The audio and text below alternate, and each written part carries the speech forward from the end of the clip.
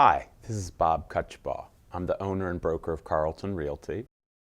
And I'm going to talk about what stays with the house and what doesn't stay with the house. That's one of the most common questions asked of a real estate agent. We commonly call these real property versus personal property, and there's several different tests under common law about what should stay with the property when it sells and what can be taken. The first rule that most people know is if it's permanently attached, if it's nailed or glued or screwed to the wall, ceiling, or floor, it generally is attached and stays with the property. There are exceptions, however. Number two, things that are custom made for the property or customized around the property.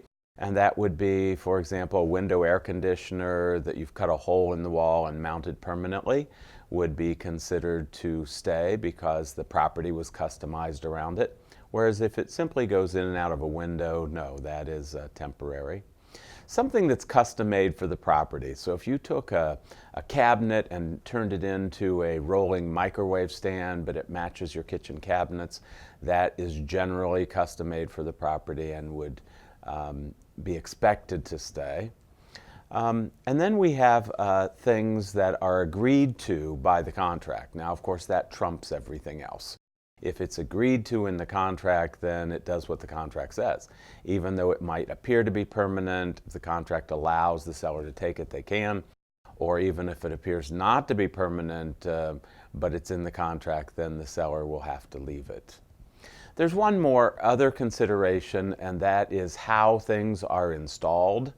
And if they're installed to be easily moved or taken, then that's called intent.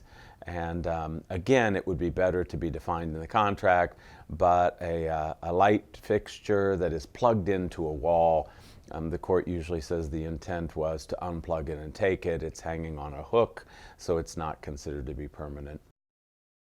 There are things that can really come into play in a transaction that are problems today.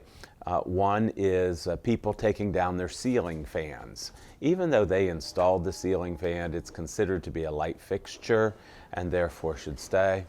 Another one is a shower head. Your children gave you a shower head for Christmas and you think you want to take it, but typically the law would say that has to stay. Our advice would be to change that shower head or take down those fixtures before putting the house on the market. So just a couple of guidelines for people buying or selling houses. If you have any questions, please call one of our agents and they'll be glad to help you. Thank you for watching.